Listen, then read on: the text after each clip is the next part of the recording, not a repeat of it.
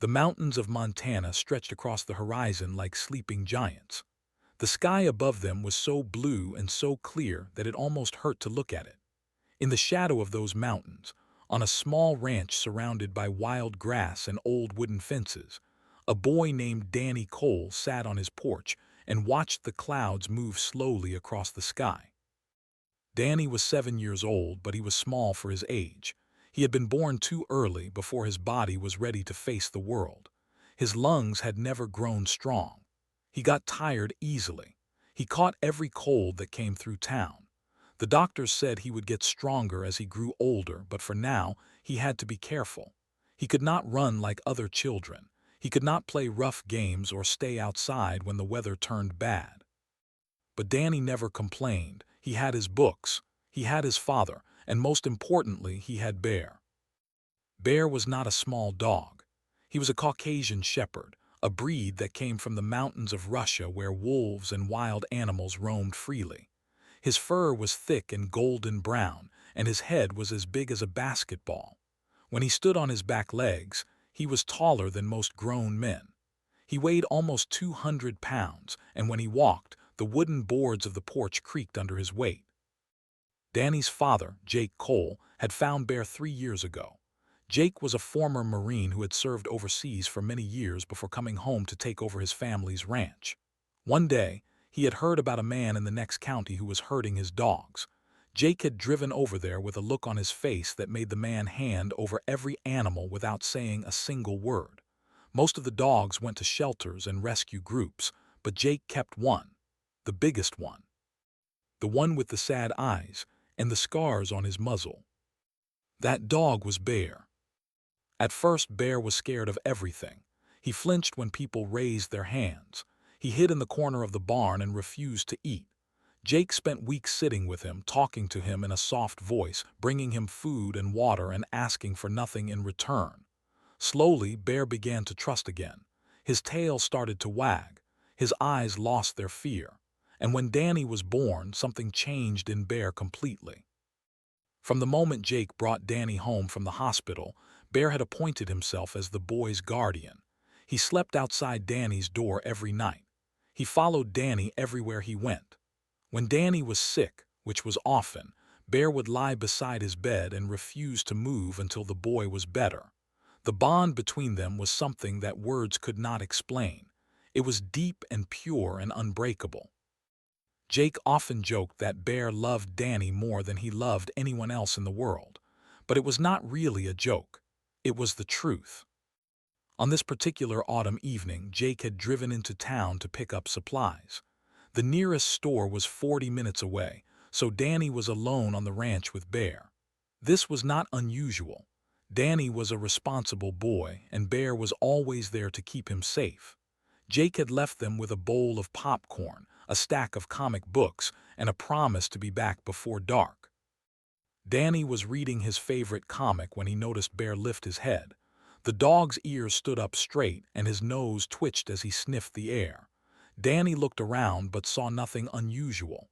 The wind was still. The birds were quiet. The sun was beginning to set behind the mountains, painting the sky in shades of orange and pink. "What is it, boy?" Danny asked.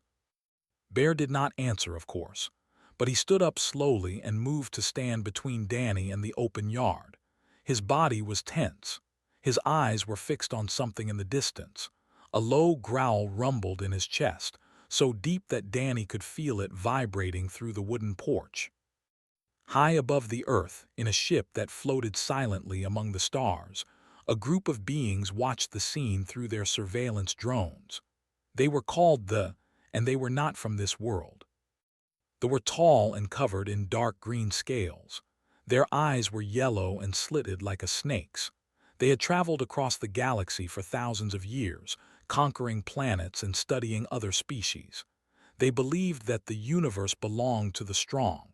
The weak were meant to be removed, like weeds from a garden. When they first made contact with Earth, they had expected humans to be easy to understand. Soft bodies, short lives, emotional minds. They had studied humans from a distance for many months and they had come to a conclusion. Humans were weak. They protected their sick. They cared for their old. They wasted resources on those who could not contribute to society. This was foolishness. A small group of radicals had decided to test humanity. They wanted to see how humans reacted when their weakest members were taken from them. Would they fight? Would they surrender? Would they fall apart like so many other species had before? They had searched for the perfect target, someone small, someone fragile, someone who would not be able to resist. They found Danny Cole. Their drones had watched him for weeks. They had recorded his medical treatments. They had noted his slow movements and his frequent rests. They had seen him struggle to breathe on cold mornings. To them, he was the perfect example of everything wrong with humanity, a waste of resources, a burden on his species. They did not understand what they were looking at. They saw a weak child sitting on a porch with a large animal beside him. They assumed the animal was a pet, something soft and domesticated, bred for companionship rather than combat. Their scans showed them fur and muscle and teeth, but they did not understand what those things meant. They did not know that Caucasian shepherds had been bred for hundreds of years to fight wolves in the mountains. They did not know that Bear had once killed a mountain lion that had come too close to Danny's window. They did not know that this dog would die 1,000 times before he let anyone hurt the boy he loved. They saw weakness. They were about to learn how wrong they were. As the sun set over the mountains and the shadows grew long across the Cole Ranch, a shuttle began its silent descent through the clouds. Inside, 3 soldiers prepared their weapons and checked their shields. They expected an easy mission, a quick capture, a simple demonstration of power. Bear watched the sky and growled. Danny put down his comic book and reached for his dog. And somewhere in the distance, the sound of Jake Cole's truck faded away, leaving the boy and his guardian alone to face what was coming. The shuttle made no sound as it dropped from the clouds. It was shaped like a triangle, with smooth black metal that seemed to swallow the fatting sunlight. The ship moved slowly, carefully, like a predator stalking its prey. It stopped about 50 feet above the ground and hovered there for a moment, scanning the area one last time. Inside the shuttle, Commander checked his equipment. He was the leader of this mission, a veteran soldier who had participated in dozens of operations across the galaxy. He had captured creatures from 100 different worlds. He had never failed. To him, this mission was simple. Grab the child, return to the ship, study the human response. Nothing complicated. "The adult male is gone," reported one of his soldiers, a younger named. "The child is alone with the animal." Looked at the screen showing the surveillance feed. He saw the small human sitting on the wooden structure, wrapped in some kind of cloth. Next to him was a large 4-legged creature covered in fur. The creature was looking up at the sky, almost as if it knew they were there. "What is that thing?" asked the third soldier. "Some kind of domesticated beast," answered. "Humans keep them for companionship. They call them dogs." "It is large," observed. "Size means nothing without weapons," said. He stood up and checked his pulse rifle one more time. "Our shields will protect us from anything physical. The creature cannot hurt us. Now let us move quickly. I want to be gone before the adult returns." The shuttle lowered itself to the ground, and a door slid open with a soft hiss. The 3 stepped out into the cool evening air. Their boots touched the earth for the first time, pressing down on the wild grass that grew around the ranch. They walked in a triangle formation, with in front and the other 2 behind him. Danny saw them coming. At first he thought he was dreaming. The figures walking toward him did not look like anything he had ever seen before. They were tall and thin, with green skin that shimmered in the fatting light. Their eyes glowed yellow in the darkness. They wore some kind of armor that fit close to their bodies, and they carried weapons that looked like something from his comic books. "Bear," Danny whispered. His voice was shaking. "Bear, what are those?" Bear did not look at Danny. His eyes were locked on the approaching figures. His entire body had gone rigid, every muscle tensed and ready. The growl in his chest grew louder, deeper, more dangerous. It was a sound Danny had never heard before. It was not the playful growl Bear made when they wrestled on the floor. It was not the warning growl he made when strangers came to the door. This was something else. This was the sound of an animal preparing for war. Stopped about 20 feet from the porch. He looked at the child and felt a wave of disgust. The boy was so small, so pale, so obviously defective. How could humans allow such weakness to survive? On Prime, children like this were removed from the population at birth. It was kinder that way. It was logical. "Human child," said. His voice was cold and flat, translated through a device in his helmet. "You will come with us. Do not resist and you will not be harmed." Danny could not speak. His throat had closed up with fear. He pressed himself back against the wall of the house, pulling his blanket tight around his body. Tears were forming in his eyes, but he did not let them fall. His father had taught him to be brave. His father had taught him that coal men did not cry when things got hard. But his father was not here. His father was far away. And these monsters were walking toward him with their glowing eyes and their strange weapons. Bear took one step forward. The stopped. For a moment nobody moved. The wind had died completely. The birds were silent. Even the insects had stopped making noise. The world seemed to hold its breath, waiting to see what would happen next. Studied the animal. It was larger than he had expected. Its fur was thick and rough, and its teeth were visible beneath its pulled-back lips, but was not worried. He had faced creatures 10 times this size on other worlds. He had personal shielding that could stop bullets and blades and claws. This primitive beast was no threat to him. "Move the animal aside," he ordered. Raised his pulse rifle and fired. The blue bolt of energy shot across the yard and struck Bear directly in the chest. The impact pushed the dog back several inches. His paws scraped against the wooden porch as he struggled to stay upright. For one terrible second, Danny thought Bear was going to fall. He thought his best friend was going to die right in front of him. But Bear did not fall. He shook his massive head once, twice, like he was trying to clear water from his ears. Then he planted his feet firmly on the ground and raised his eyes to look at the who had shot him. Felt something he had not felt in a very long time. It was a small, cold sensation in the pit of his stomach. It took him a moment to recognize it. It was fear. The animal should have been unconscious. The stun pulse was designed to disable creatures twice its size. It should have dropped to the ground and stayed there for hours, but instead, it was still standing. And worse, it was looking at them with an expression that understood all too well. It was the look of a predator that had just identified its prey. Bear's muscles bunched beneath his fur. His claws dug into the wood of the porch. His eyes never left the soldier who had shot him. Everything that made Bear who he was, every instinct that had been bred into his bloodline for 1,000 years, was now focused on a single goal. Protect the boy, kill anything that threatened him. Danny watched as Bear launched himself off the porch. The dog moved faster than anything Danny had ever seen.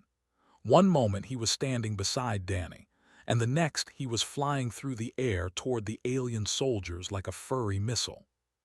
Tried to fire again, but he was too slow. Bear crashed into him with the full force of his 200 pounds, and the went down hard. The pulse rifle flew from his hands and landed somewhere in the grass. Screamed as Bear's jaws closed around his arm with crushing force. The sound of breaking bone echoed across the quiet ranch. Raised his own weapon, but he hesitated. Bear was moving too fast, rolling and dragging across the ground. If he fired, he might hit his own soldier. He looked at who was standing frozen with shock, his weapon hanging uselessly at his side. "Shoot it," screamed. "Shoot the animal." Finally raised his rifle and fired, but Bear had already moved, pulling the wounded directly into the path of the blast. The blue bolt struck the soldier in the back and stopped screaming. His body went limp in Bear's jaws. Bear dropped the unconscious soldier and turned to face. Blood dripped from his muzzle. His eyes were wild with battle rage. He did not look like a pet anymore. He looked like what he truly was, a guardian bred for war, protecting the one thing in this universe that he loved. Dropped his weapon and ran for the shuttle. Bear chased him, watched in horror as the massive dog caught his soldier before he could reach safety, fell face first into the dirt, and Bear was on top of him in an instant. The screaming lasted only a few seconds before it stopped completely. Now was alone. He raised his pulse rifle with shaking hands. The personal shield around his body flickered with blue light. He was still protected. He was still armed. He could still complete the mission. He just had to kill this animal and take the child. Bear turned to face him. Their eyes met across the darkening yard. And Commander, veteran of 100 battles, conqueror of worlds, saw something in the dog's eyes that he had never seen before. He saw absolute, unbreakable determination. He saw love so fierce that it had become deadly. He saw his own death. Fired, Bear charged, and the outcome was already decided before they even met. The pulse bolt struck Bear in the shoulder as he charged. The force of it twisted his body in midair, but it did not stop him. Nothing could stop him now. The pain was just noise, a distant signal that his brain chose to ignore. Every fiber of his being was focused on the enemy standing between him and Danny. Tried to fire again, but Bear was already on him. 200 pounds of muscle and fury slammed into the commander with enough force to crack ribs. Fell backward, his weapon flying from his hands. He hit the ground hard, and before he could move, Bear's jaws were around his throat. The personal shield flickered. It buzzed and crackled with energy as it tried to protect its wearer.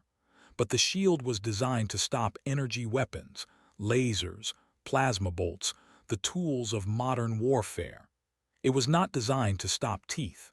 It was not designed to stop the raw, physical power of an animal that had been killing predators in the mountains for centuries. Bear bit down harder. The shield failed. Tried to scream, but no sound came out. He clawed at Bear's face with his sharp fingers, leaving bloody scratches across the dog's muzzle. But Bear did not let go. He shook his head once, violently, the way his ancestors had killed wolves in the frozen mountains of Russia. When it was over, did not move again. Bear stood over the body for a moment, breathing heavily. Blood dripped from his fur and pooled on the ground beneath him. His shoulder burned where the pulse bolt had hit him. His muscles ached from the fight. But he was still standing. He was still alive. And Danny was still safe. Bear turned and walked back toward the porch. His movements were slower now, and he limped slightly on his front leg. But his eyes were clear, and his tail gave a small wag when he saw Danny still sitting where he had left him. Danny was frozen in place. His comic book had fallen to the ground. His blanket was clutched tight in his small hands. His eyes were wide with shock, and tears were streaming down his face. He had never seen anything like what had just happened. He had never seen his gentle, loving Bear become something so terrifying. But when Bear reached the porch and pressed his big, bloody head against Danny's chest, the boy threw his arms around him and held on tight. "Good boy," Danny whispered into Bear's fur. "Good boy, Bear, you saved me." Bear's tail wagged again. He licked Danny's face once, twice, leaving streaks of blood on the boy's cheeks. Then he lay down beside Danny and rested his head on his paws. His body blocked the view of the yard, hiding the fallen soldiers from Danny's sight. Even now, even after everything, Bear was still protecting him. They stayed like that for a long time, the boy and his dog, sitting together on the porch as darkness fell over the ranch. Jake Cole returned home an hour later.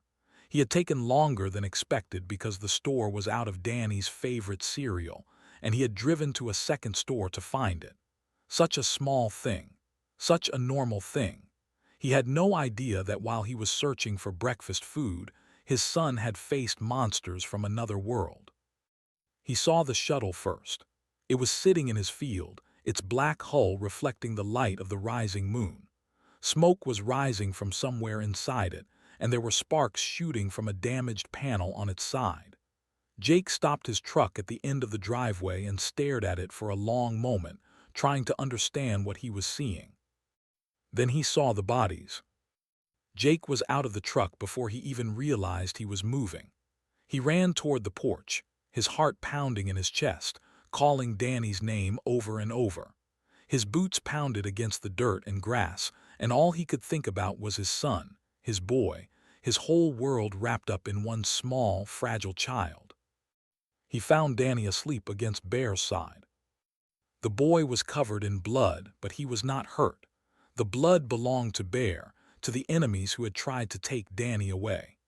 Jake dropped to his knees and gathered his son in his arms, holding him so tight that Danny woke up with a startled cry. "Dad," Danny blinked in confusion.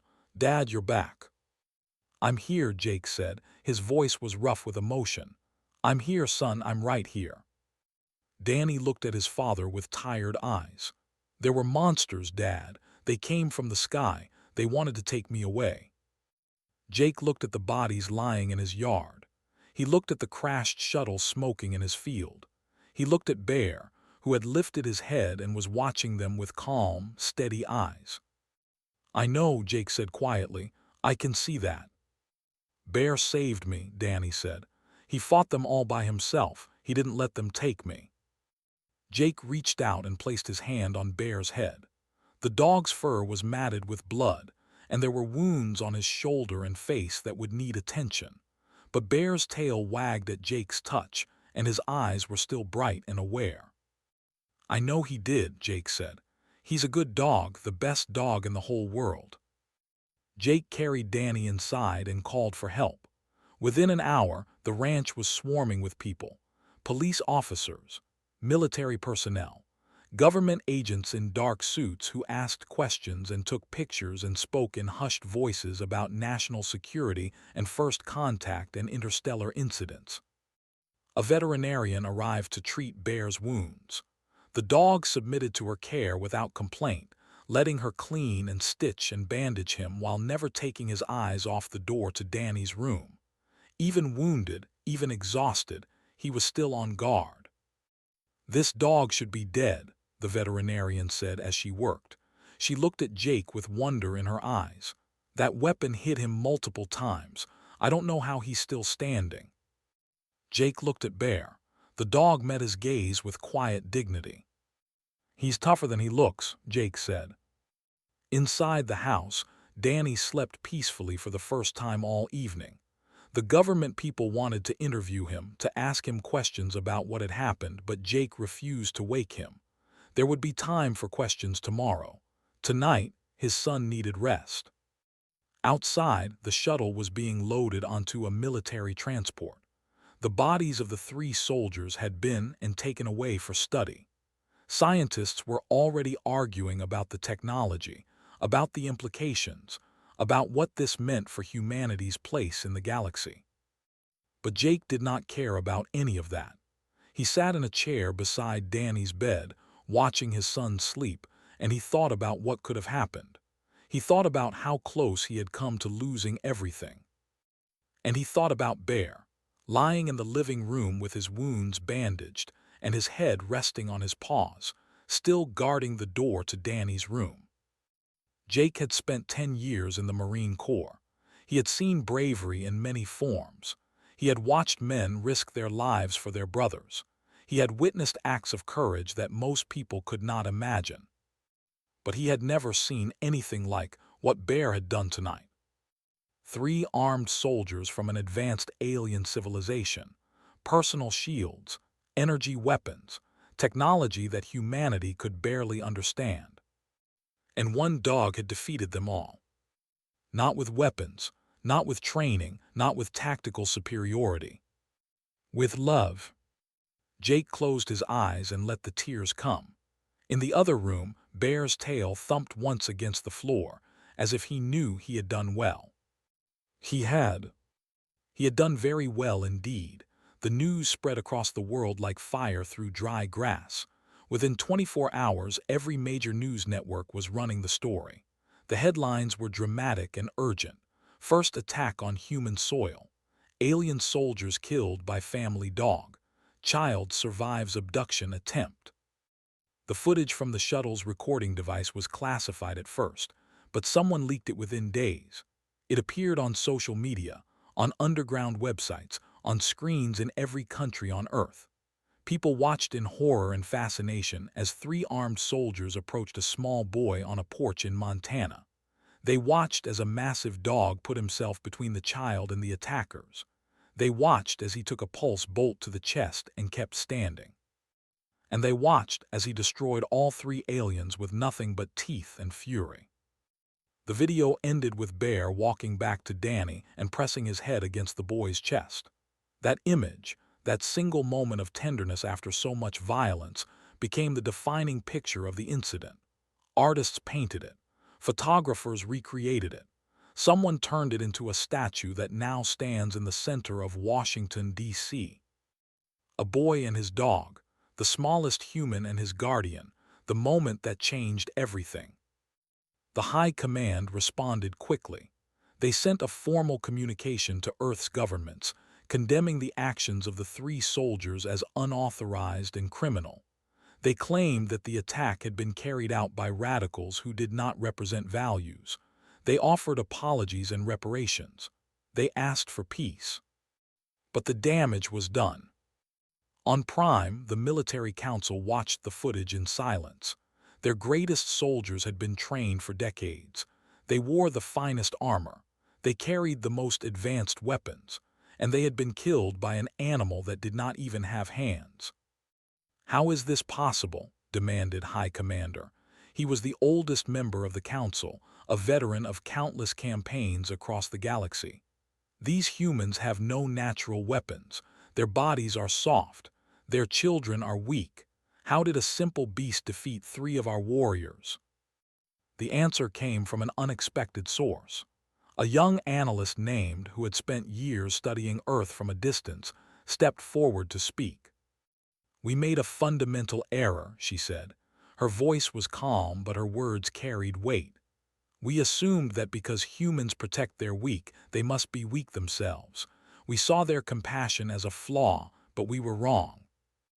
Activated a display that showed images from Earth's history. Dogs standing beside soldiers in ancient battlefields. Horses charging into enemy lines. Eagles used for hunting. Wolves domesticated into loyal companions. "Humans have formed partnerships with other species for thousands of years," explained. "They did not simply tame these animals, they bred them, they trained them, they created bonds with them that we do not fully understand. These creatures will fight and die for their human companions without hesitation. They feel no fear, they show no mercy, and they never ever stop." She paused and looked at the council members, each one of them a powerful warrior in their own right. "We did not attack a defenseless child," she said quietly. "We attacked a protected child, and the protector was far more dangerous than we could have imagined." The council was silent for a long moment. Finally, High Commander spoke again. "What do you recommend?" "We leave them alone," said, "permanently." Back on Earth, the response was equally powerful. Protests erupted outside embassies in every major city. People marched in the streets, carrying signs and chanting slogans. Some called for war. Others called for complete isolation from all alien species. The anger was real and deep and widespread. World leaders gathered for an emergency session at the United Nations. Representatives from every country sat in the Great Hall, their faces grim and determined. They had spent years preparing for the possibility of alien contact. They had imagined trade agreements and cultural exchanges and diplomatic partnerships. They had not imagined this. General Amy was chosen to address the assembly. She was the commander of Earth's newly formed Planetary Defense Force, a woman who had spent her entire life preparing for threats that most people thought were impossible. She was tall and straight-backed, with gray hair pulled tight against her skull and eyes that had seen too much to be surprised by anything. She stood at the podium and waited for silence. When she spoke, her voice carried to every corner of the great hall and to billions of screens around the world. 3 days ago, she began, representatives of an alien species attempted to abduct a human child from his home. They chose this child because he was small, because he was sick, because he was, in their words, weak. She paused and let the words sink in. They believed that attacking our weakest would reveal cracks in our society. They thought we would fall apart when we learned that we could not protect our most vulnerable members. They assumed that compassion made us soft. General shook her head slowly. They were wrong. She pressed a button, and the image of Danny and Bear appeared on every screen in the building. The boy wrapped in his blanket, the dog covered in blood and standing guard over him, the look of absolute trust on Danny's face. "This is Danny Cole," the general said. "He is 7 years old. He was born premature. His lungs do not work as well as they should. By standards, he is defective, worthless, a waste of resources." Her voice grew harder. "By human standards, he is precious beyond measure. He is a child, our child, and we protect our children with everything we have." She pointed at the image of Bear. "This is Bear, a Caucasian shepherd, a breed that was created by humans specifically to fight wolves and bears in the mountains. He has no weapons except his teeth and his strength. He has no armor except his fur, but he has something that the do not understand." General looked directly into the cameras. "He has love, love so deep and so fierce that it cannot be measured or programmed into a machine. Love that made him stand against 3 armed soldiers and refuse to back down.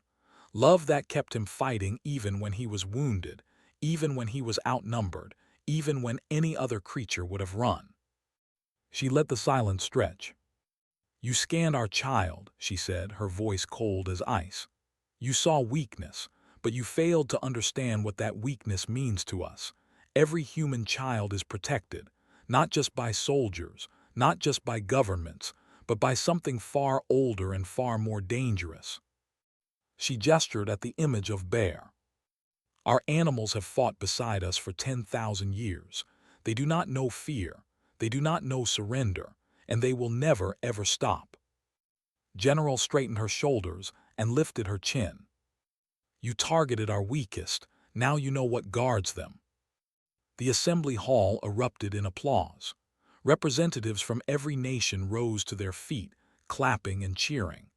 The sound echoed through the building and across the airwaves, broadcast to every corner of the planet. On Prime, the council watched the speech in silence. When it ended, High Commander turned off the display and sat in darkness for a long time. The lesson had been learned. But the universe would not soon forget what a single dog had done in defense of a single child. And neither would humanity.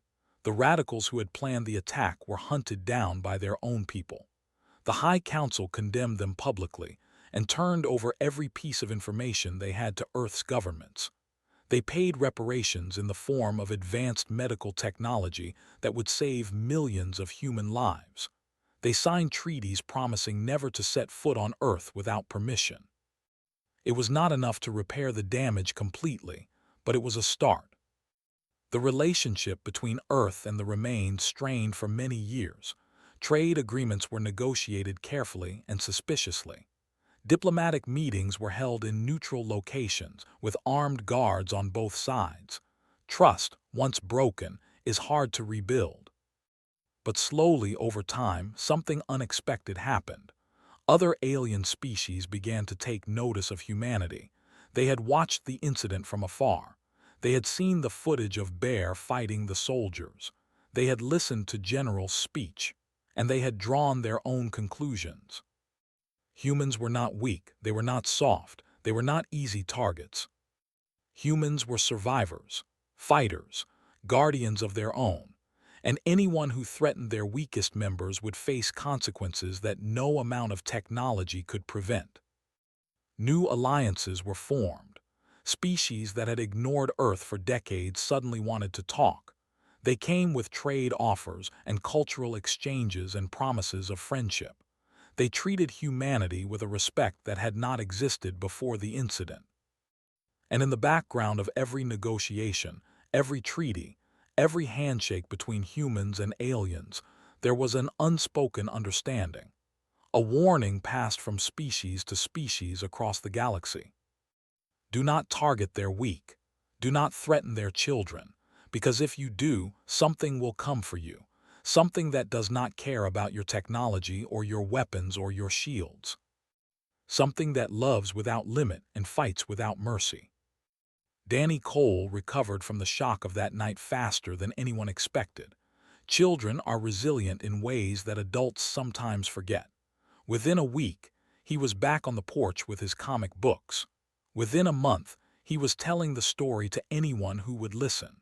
The boy who had been so scared that he could not speak had become a boy who could not stop talking about his adventure. Bear stayed by his side through all of it. The dog's wounds healed slowly. The veterinarian visited twice a week to check on him, always shaking her head in amazement at his recovery. The pulse weapons had left scars that would never fully fade, patches of discolored fur where the energy had burned through his coat. But Bear did not seem to mind. He walked with a slight limp some mornings, especially when the weather turned cold, but he never complained. He still slept outside Danny's door every night.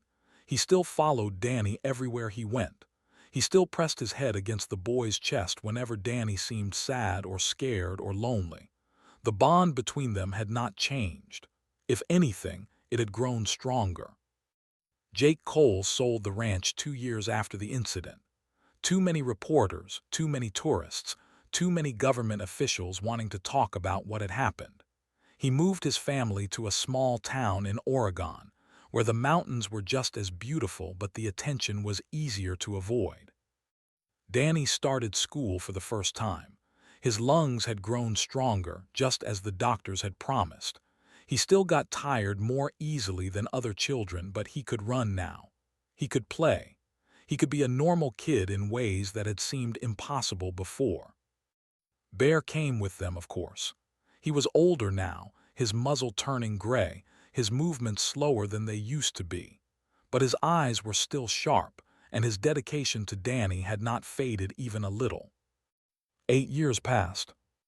Danny was 15 now, tall and lean, with his father's strong jaw and his mother's gentle eyes. He had grown into a thoughtful young man who read books about the stars and dreamed about the universe beyond Earth.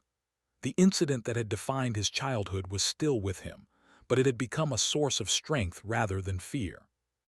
Bear was 13, ancient for a dog of his size. He could barely climb the stairs anymore. His hearing was going and his eyes were cloudy with age, but every night without fail, he would make his way to Danny's room and lie down outside the door. Danny would often find him there in the morning, stretched out on the old blanket that Jake had put down for him years ago. He would kneel beside Bear and stroke his fur and whisper to him about his dreams and his worries and his hopes for the future. Bear would listen as he always had. His tail would thump against the floor, slow and heavy, but still full of love. On a cold winter morning, when the snow was falling thick and silent over their Oregon home, Bear did not wake up. Danny found him lying peacefully on his blanket, his eyes closed, his breathing stopped.